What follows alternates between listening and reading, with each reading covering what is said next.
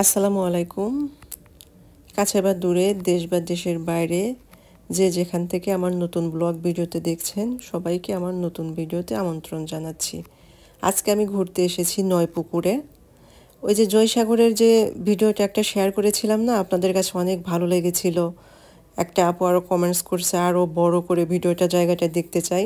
সেই জায়গার পাশেই আর কি নয়পুকুরটা। এটা নাম নয়পুকুর, কিন্তু এইখানে যে 9টা পুকুর শুধু তা কিন্তু না, এইখানে অনেক পুকুর আছে, অসংখ্য পুকুর আছে যা আমি গুণে শেষ করতে পারবো না।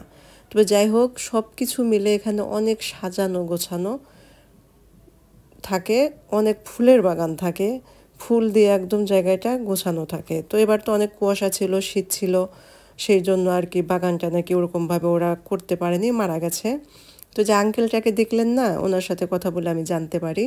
তো আঙ্কেলটাকে কিন্তু আমি একদম ছোটোর থেকে পিচ্ছি থেকেই দেখতেছি। এই আঙ্কেলটা এখানেই কাজ করে, উনি সারা জীবন এই নয়পুকুরেই কাজ করে জীবন পার করে দিলেন আর কি। যাই হোক, জায়গাটা ভীষণ বড়, আমি ঘুরে ঘুরে দেখছিলাম। আর তে যে ভিডিওটা আমি করেছিলাম সেই ভিডিওটা আমার ফোন থেকে ডিলিট হয়ে গেছে, যার জন্য আমার ভিডিওটা খুব একটা ভালো হয়নি। যতটুকু করতে পেরেছি আর কি দেখানোর চেষ্টা করেছি। এই ছোট ছোট পুকুরগুলো যে দেখছেন, এইগুলাতে মাছ চাষ করা হয়। এখানে এরকম অনেক পুকুর আছে, আমি চেয়েছিলাম গুনতে, কিন্তু আমি গুনতে পারিনি, এত পুকুর আছে।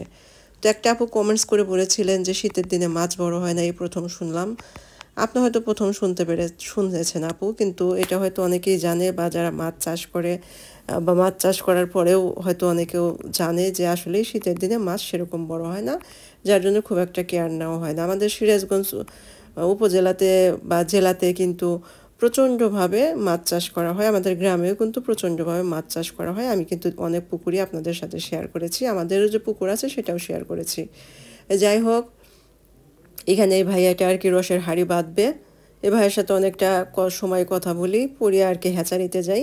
এতে হ্যাচারিতে যে দেখতে পারছেন একদম সাদা সাদা সূক্ষ্ম সূক্ষ্ম, মানে চোখেই ধরছে না, এগুলো কিন্তু সবগুলো মাছ সবেমাত্র ডিম থেকে ফুটে বের হয়েছে, সেই মাছগুলো এখানে ছাড়া হয়েছে আর কি। তবে যতটুকু পেরেছি দেখার চেষ্টা করেছি। আর এটাই ছিল নয়পুকুরের সব থেকে বড় পুকুর। এরকম 5 থেকে 6টা পুকুর এখানে আছে, তাহলে বুঝতেই পারছেন জায়গাটা ঠিক কত বড়। তো সবগুলো পুকুর তো আর শেয়ার করা সম্ভব না, ভিডিওটা অনেক লম্বা হয়ে যাবে। এমনি আপনারা আমার ভিডিও একদম পছন্দ করেন না, আমার ভিডিও কোয়ালিটি ভালো হয় না, আমি ভিডিও করতেও পারি না, আমি ভয়েসও সেরকমভাবে দিতে পারি না, শুধু চেষ্টা করি আর কি, এইটুকুই। যাই হোক, যদি ভিডিওটা আপনাদের ভালো লাগে থাকে অবশ্যই কমেন্টে জানাবেন।